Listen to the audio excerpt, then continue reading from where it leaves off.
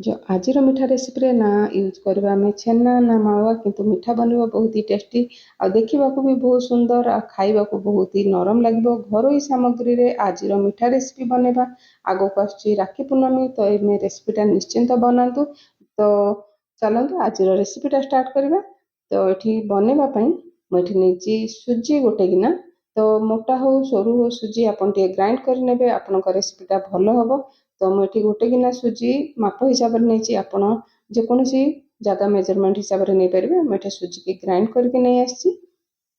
तो सुजी की आम लो फ्लेम रे भाजी ना 2 ରୁ 3 मिनिट जमी सुजीर कलर चेंज हेनी किंतु सुजीर कंचा स्मेलटा पड़ेगा तो मीठा रेसिपीटा भल लगे।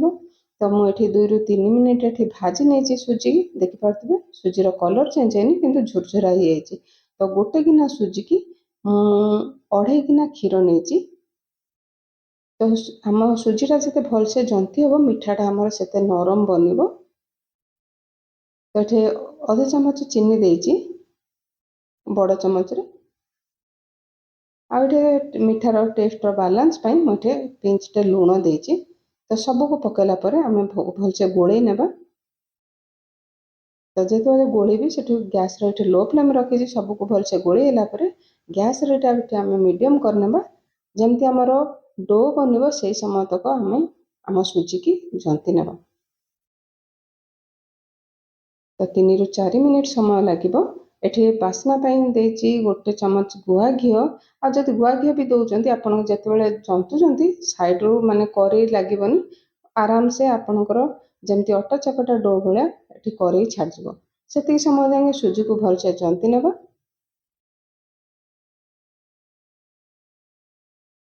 दर्शक बंधु आज रेसिपी जब आपको भल लगे तो वीडियो को निश्चिंत गोटे लाइक करने।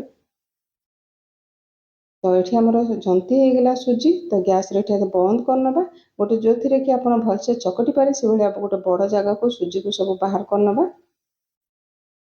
तो देखिए सुजीटा के नरम बनी तो आप जब सुजी रे क्षीर क्वांटिटी कमे देबे तो जंता टिके भल ना आपण मीठा रेसिपी टिके टाण रहिबो। तो किसी समय घोड़े देबा से समय सेम कड़े मुझे गोटे गिना चीनी को मुझे 2 गिना पानी देची। तो मत लगे मोर टे मीठा माने सीरा टे कमीगला तो आपण सुजी केते चीनी पीब से अनुसार टे अधिका सीरा बनइबे। मत लगे 1.5 गिना चीनी रे 1.5 गिना पानी नहीं भल होता। तो ये चीनी भलसे फुटीगला आपन चाहे केसर यूज करें। ये देची मु 3टा गुजराती की छेचिकी देची।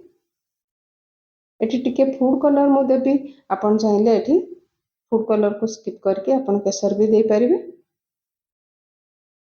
तो फूड कलर टाक चीनी सहित भलसे मिसई नेबा जमी आप गुलाब जामुन बनइले सीरा बनाऊँ से टाइप रे सीरा बनईगला।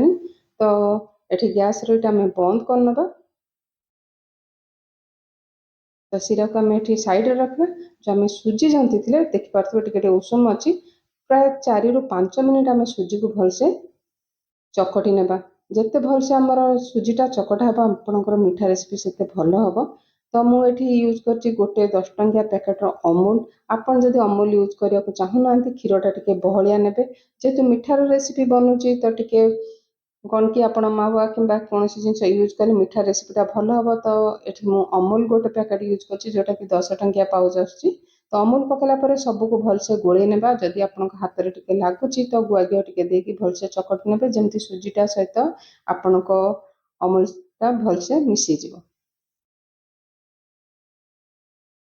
तो मो हाथ में टे गुआ घी देकी भलसे चकटी नहीं सुजीटा देखिपे के नरम बनी।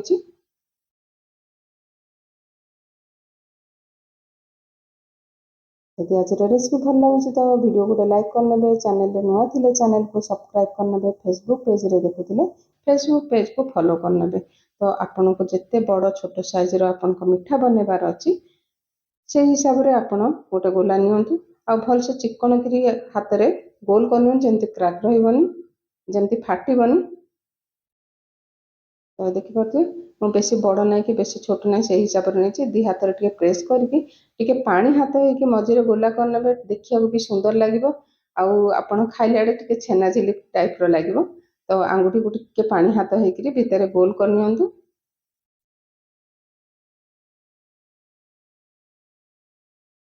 ସବୁଯାକ ଏମିତି ହିଁ ବନେଇ ନେବି। ତ ଦେଖିବାକୁ ବି ଭଲ ଲାଗିବ, ଆପଣଙ୍କୁ ଖାଇବାକୁ ବି ଭଲ ଲାଗିବ।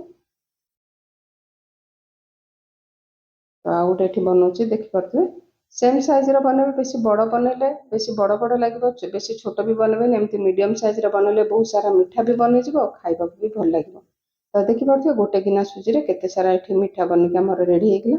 ଆଉ କେଉଁଥିରେ ବି ମୁଁ ଯେହେତୁ ଭଲସେ ଚକଟି ନେଇଛି ତ କୌଣସିଥିରେ କ୍ରାକ୍ ଆସିନି। ତ ଏଠି ମୁଁ ଛାଣିବା ପାଇଁ ତେଲ ନେଇଛି, ରିଫାଇନ୍ ତେଲ। ତ ଆପଣ ଚାହିଁଲେ ଗୁଆ ଘିଅରେ ବି ଛାଣିପାରିବେ। ତେଲକୁ ବେଶୀ ହିଟ୍ କରିବାନି, ନର୍ମାଲ୍ ଟେମ୍ପରେଚରରେ ଯେତେବେଳେ ଆପଣ ଟିକେ ଛୋଟ ଖଣ୍ଡେ ଯନ୍ତଣୀ ପକାଇବେ, ଦେଖିବେ ଉପରକୁ ଆସିଯାଉଛି। ତ ଆପଣ ମିଠା ସବୁ ଆଡ଼୍ କରିନେବେ, କିଛି ସମୟ ଛାଡ଼ିଦେବେ। ଛାଡ଼ିଲା ପରେ ଏଠି ମିଠା ମାନେ ସୁଜିର ଯେଉଁ ଏଠି ଆମେ ମିଠା ବନେଇଛେ ତାକୁ ଓଲଟେଇ ନେବା। ତ ଏପଟ ସେପଟ କରି ଭଲସେ କଲର୍ ଆସିଲା ଯାକେ ଆମେ ମିଡ଼ିୟମ୍ ହିଟ୍ରେ ଆମର ସବୁ ମିଠାକୁ ଏଠି ଛାଣି ନେବା।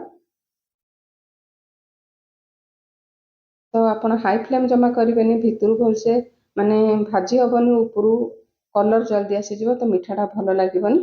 ତ ଟିକେ ସମୟ ଲାଗୁଛି, 6 ରୁ 7 ମିନିଟ୍ ସମୟ ଲାଗିବ। ତ ଦେଖିପାରୁଥିବେ ବହୁତ ହି ସୁନ୍ଦର କଲର୍ ଆସିଗଲାଣି।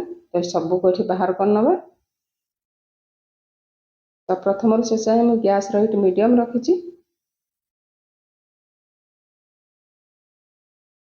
ତ ଦେଖିପାରୁଥିବେ ବହୁତ ସୁନ୍ଦର କଲର୍ ଆସିଛି। ତ ଆପଣ ଚାହିଁଲେ ଏଇ ଯେଉଁ ମିଠାର ରେସିପି ଗୋଲ୍ଟା ଟିକେ ଆଉ ଟିକେ ବଡ଼ କରିଥିଲେ ବି ଭଲ ଲାଗିଥାନ୍ତା। ତ ସବୁକୁ ଏଠି ମୁଁ ଭାଜି ନେଇଛି। ଏଠି ଚିନି ଶିରାକୁ ବନ୍ଦ କରିନେଇଥିଲି, ଟିକେ ଗରମ ହେବା ପାଇଁ ଛାଡ଼ି ଦେଇଛି, ମାନେ ଗ୍ୟାସ୍ ଅନ୍ କରିନେଇଛି। ଆଉ ଦେଖିପାରୁଥିବେ ଆମର ଯେଉଁ ମିଠା ବନି କେତେ ନରମ ଆଉ ସଫ୍ଟ ବନିଛି। ତ ଏଠି ଶିରା ଆମର ତାତିଗଲାଣି। ଆମେ ଯେଉଁ ବନେଇକି ରଖିଥିଲେ ଏଠି ମିଠା ସବୁ ଏଠି ପକାଇ ନେବା। ତ ଆପଣ ଯଦି ଟିକେ ମିଠାର ଜୁସ୍ ଅଧିକା ଚାହୁଁଛନ୍ତି ତ ଆପଣ 1.5 ଗିନା ଚିନିରେ 1.5 ଗିନା ମାନେ 3 ଗିନା ପାଣି ଦେବେ। ଯଦି ଆପଣଙ୍କର ମିଠାରେ ଟିକେ ମାନେ ଉପରୁ ଯେମିତି ଆପଣଙ୍କର ଗୋଲାପ ଜାମୁନ ବନାଉଛନ୍ତି ସେଇ ଟାଇପ୍ର ଶିରା ରହିବ। ମୋର ଟିକେ ଶିରା କମିଗଲା। ତ ଦେଖିପାରୁଥିବେ ମୁଁ ଏଠି 2 ମିନିଟ୍ ଏଠି ଫୁଟାଇଲା ପରେ ବନ୍ଦ କରିଥିଲି। ପୁରା ମାନେ ସୁଜିରେ ଏ ମିଠାରେ ପୁରା ଶିରା ଅବଜର୍ଭ କରି ନେଇଛି। ଆଉ ସବୁ ଯାକ ମିଠା ପୁରା ଜୁସି ବନେଇଥିଲା, କିନ୍ତୁ ଜୁସ୍ ମାନେ ଶିରା ଅଧିକା ହେଇନଥିଲା। ଦେଖିପାରୁଥିବେ କେତେ ନରମ ବନିଛି, ଆଉ ଖାଇବାକୁ ବି ବହୁତ ହି ଟେଷ୍ଟି। ଘରୋଇ ସାମଗ୍ରୀରେ ଏମିତି ମିଠା ବନେଇକି ଆପଣ ଖାଇପାରିବେ। ତ ଆପଣଙ୍କୁ ଗୋଟେ ଦେଖଉଛି କେତେ ନରମ ବନିଛି। ଟିକେ ଜୁସି ହେଇଥିଲେ ଭଲ ଲାଗିଥାନ୍ତା, କିନ୍ତୁ ଏମିତି ବି ମିଠା ଭଲ ଲାଗୁଛି। ତ ନିଶ୍ଚିନ୍ତ ରେସିପିଟା ଟ୍ରାଏ କରନ୍ତୁ। ଆପଣଙ୍କ ଫିଡ଼ବ୍ୟାକ୍ ନିଶ୍ଚିନ୍ତ କମେଣ୍ଟ ମାଧ୍ୟମରେ ସେୟାର କରନ୍ତୁ। ଦେଖନ୍ତୁ ପୁରା ଭିତର ପର୍ଯ୍ୟନ୍ତ ଶିରା ପୁରା ଯାଇଛି, କିନ୍ତୁ ଟିକେ ଜୁସ୍ ରହିଥିଲେ ଭଲ ଲାଗିଥାନ୍ତା। କିନ୍ତୁ ଏମିତି ବି ମିଠା ବହୁତ ହି ଟେଷ୍ଟି ଲାଗୁଥିଲା, ଛେନାଝିଲି ଟାଇପ୍ର ଲାଗୁଥିଲା। ତ ରେସିପିଟା ଆପଣ ବନାନ୍ତୁ। ଆପଣଙ୍କୁ କେମିତି ରେସିପିଟା ଲାଗିଲା ନିଶ୍ଚିନ୍ତ ସେୟାର କରିବେ। ତ ପୁଣି ଆସିବି ଗୋଟେ ନୂଆ ରେସିପି ସହିତ। ଭଲ ଖାଆନ୍ତୁ, ସୁସ୍ଥ ରୁହନ୍ତୁ। ଦେଶୀ ଫୁଡ୍ କୋର୍ଟ ଓଡ଼ିଶା କୁକିଂ ଚ୍ୟାନେଲକୁ ସବସ୍କ୍ରାଇବ୍ କରିବାକୁ ଜମାରୁ ଭୁଲିବେନି। ଧନ୍ୟବାଦ।